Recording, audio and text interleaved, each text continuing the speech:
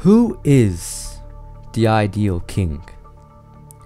Is he a man of wealth? Is he a man of strength? What about charisma? Or oppression? Perhaps even power?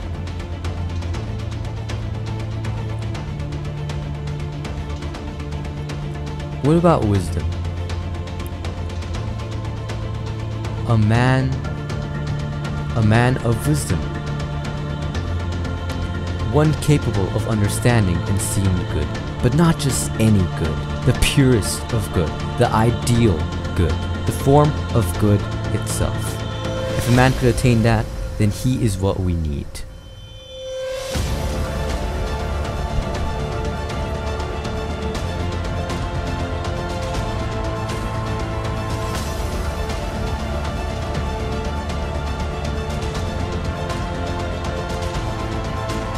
Plato mentions one of the most critical points of his ideal state in the Republic, the Philosopher King.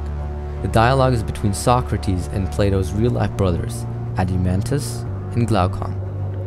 He explains that the ruler himself is the pivot of a civilization, making him the most important person of his society. He is seen as a role model too by his people, therefore he must be virtuous in all ways.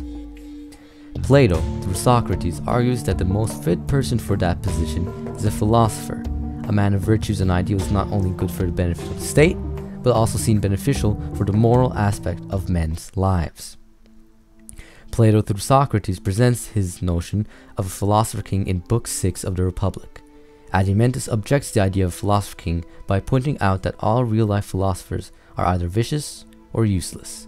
Socrates argues with Adeimantus' point of the current generation of philosopher, but he argues that the current generation of philosophers have not been trained in the right way. Men born with pure philosophical nature are quickly preyed upon by family and friends, who hope to benefit from their natural gifts and are instead encouraged to enter politics in order to win wealth and power for the family. Socrates compares such a philosopher king with that of a ship captain. In Book 6, section 488d of the Republic, Socrates says, "A pilot, a master of shipcraft, the man who is most cunning to lend a hand in persuading or constraining the shipmaster to let them rule, while the man who lacks this craft they censure is useless.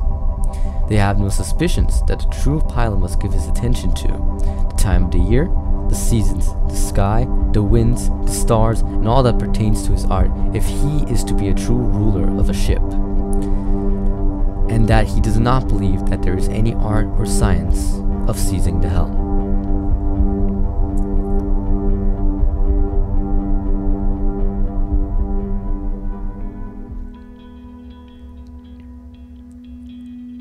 A ship's crew which doesn't understand that art of navigation demands a knowledge of the stars will call a properly qualified captain a good-for-nothing, stargazing idiot, and will prevent him from navigating in all ways.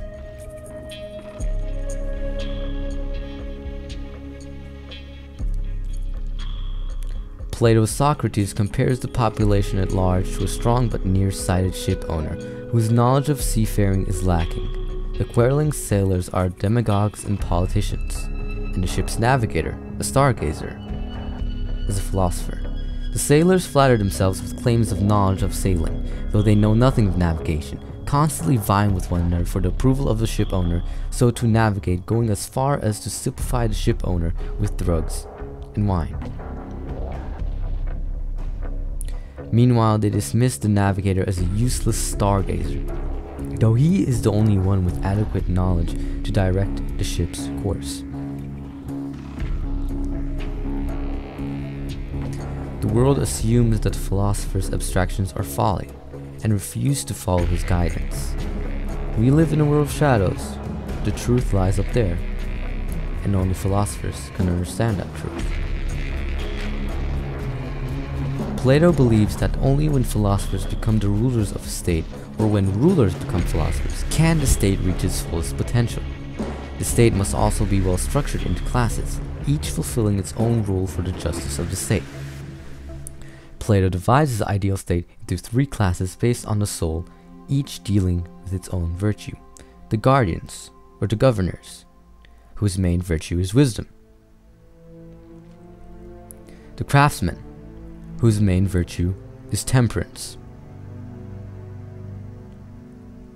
And the auxiliaries, or soldiers, whose main virtue is courage. But one question remains: how can we produce a philosopher king? To produce a philosopher king, a person must be trained and educated well, and a way for that is described by Plato in Book 3 of the Republic, where he explains the training of guardians. To ensure the right selection of rulers, all the young children in trailing are closely observed since childhood. They are made to go through various tests, which are intended to determine which of them remain loyal to the city. They are exposed to various fears and pleasures meant to tempt them or frighten them. Those who do best in these tests will proceed on to higher forms of education that will prepare them to rule. Those who fail will remain as auxiliaries. They must then study mathematics and philosophical dialectic. These two subjects draw the soul from the visible realm into the intelligible realm. Plato puts little stock in human senses. The true philosopher must be trained to ignore his senses in his search of truth.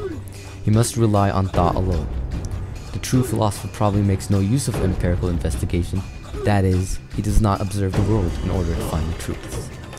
Now, philosopher kings, they must model themselves, the other citizens, and the city on the form of good they have grasped.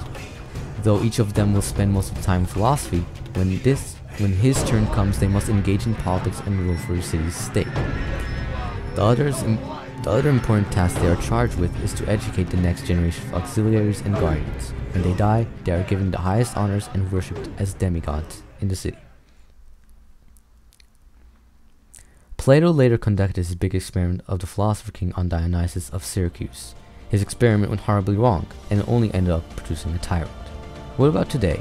Every day a new tyrant rises.